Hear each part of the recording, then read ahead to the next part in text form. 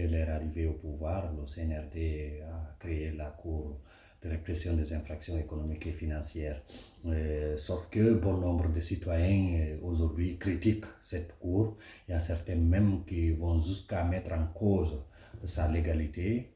Et étant un homme de droit, un ancien ministre de la Justice, est-ce que selon vous, le décret de création de la CRIEF avait respecté toutes les procédures du droit guinéen?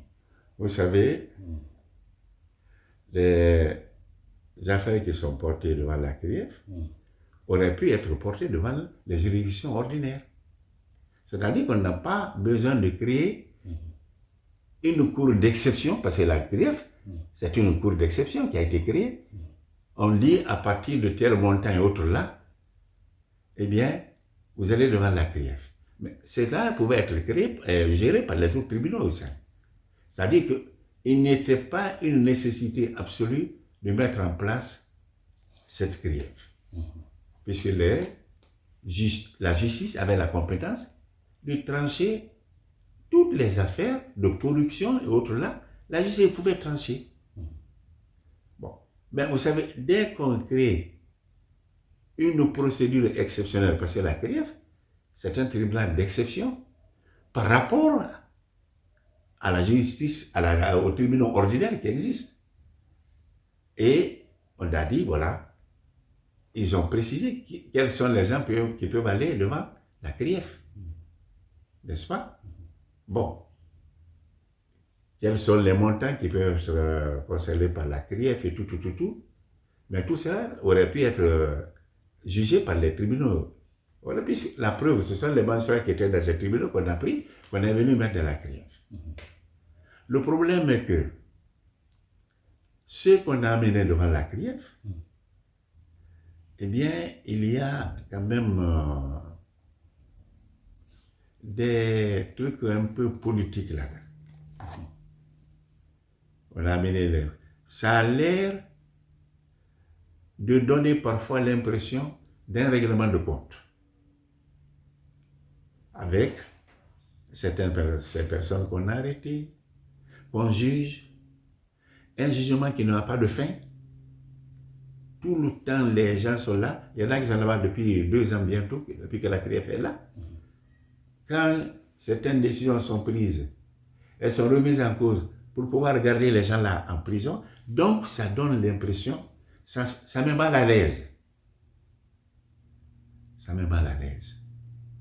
Et ceux qui ont été visés, souvent, ce sont des hommes qui ont exercé des responsabilités politiques, qui auraient pu être jugés par n'importe quel tribunal, les tribunaux compétents à l'époque. Maintenant, on a mis la CRIEF en place. Et les gens ont l'impression que cette CRIEF est mise en place pour viser certaines personnes. Alors, quand il y a eu des tribunaux comme ça qui ont été créés par exemple dans d'autres pays. Le Sénégal avait créé une structure pareille. Mais là aussi, ça avait permis de juger certains opposants, autres là, au régime. Et puis à la fin, ça a été supprimé. Quand vous avez un truc exceptionnel qui va déroger au truc normal, vous adoptez ça dans une période précise pour répondre à des cas précis, alors que ces cas auraient pu être traités devant les tribunaux ordinaires. Mais vous avez pris un truc exceptionnel en croyant que cela va permettre de rendre une justice plus propre au-delà. Ça ne me paraît pas très fondé. Et surtout, ceux qui sont présentés devant ces tribunaux présentent une certaine posture particulière. Quels sont ceux qui sont devant la CRIEF? Essentiellement, ce sont d'anciens ministres, d'anciens responsables politiques, et ils sont là. Je ne dis pas qu'ils n'ont pas commis des choses. Je ne dis pas que ce qu'on leur reproche, eh bien, qu'on les accuse à tort, non. Mais puisqu'ils sont là, et puisqu'on a dit pour quelles raisons ils sont amenés devant le tribunal, mais il faut quand même que la justice puisse se dérouler normalement et de manière diligente et que cette justice ne soit pas là de manière perpétuelle. On n'arrive pas à s'en sortir. Tous ces gens-là sont là, on n'arrive pas à les juger jusqu'à présent. C'est pourquoi, quand on juge la justice rend, on dit, bon, lui, vous le libérez. Non, le procureur dit, non, non, non. Il fait un autre recours, tout ça, on le maintient. Alors là, ça interroge. Ça interroge. Moi, je ne disculpe pas les gens. Je ne dis pas que ce qu'on leur reproche, c'est faux. Mais encore faut-il que s'ils sont là, eh bien, il faut quand même trancher. Vous ne pouvez pas les laisser indéfiniment là. Ça pose des problèmes. Et le caractère particulier de ces gens-là, c'est ça qui importe. Alors, je dis, vous savez, chaque fois qu'il y a des tribunaux exceptionnels, il faut quand même s'en méfier un peu. Il faut analyser les circonstances dans lesquelles ces tribunaux sont mis en place. Et il faut voir quels sont ceux qui sont poursuivis devant ces tribunaux et voir comment ça va se faire. Et c'est le gros problème qui se pose. Alors, quand on s'en sert également parfois comme menace contre des opposants politiques et consorts et tout ça, et qu'on ne cherche pas vraiment, c'est pour ça que j'ai dit, il y a quand même un problème. Vous savez, ça traîne. Combien de personnes sont là? Ils sont dans la prison, ils traînent. Moi, je ne dis pas qu'ils sont innocents, hein.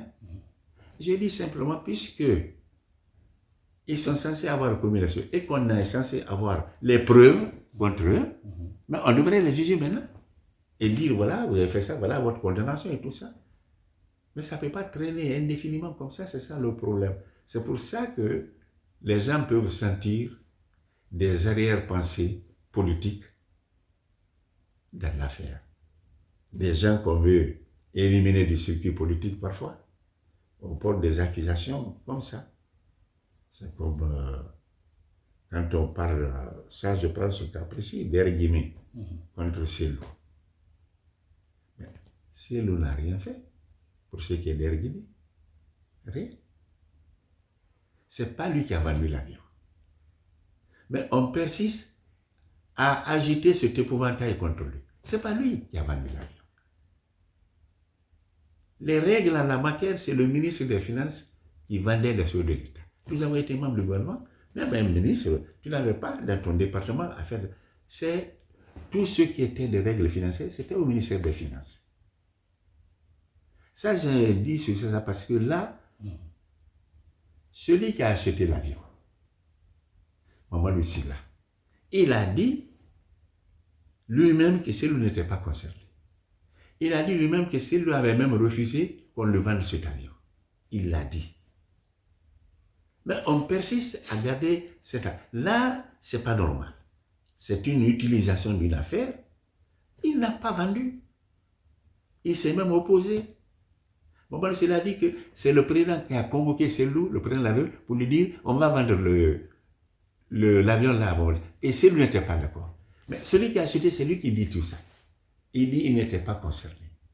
Ça s'est passé entre moi et le ministère des Finances. Alors, mais on dit non. Donc, il faut trouver un argument pour faire quelque chose à ce monsieur-là. Là, ce n'est pas normal. C'est pour ça que quand vous avez ces utilisations pareilles de la justice, ça pose d'énormes problèmes.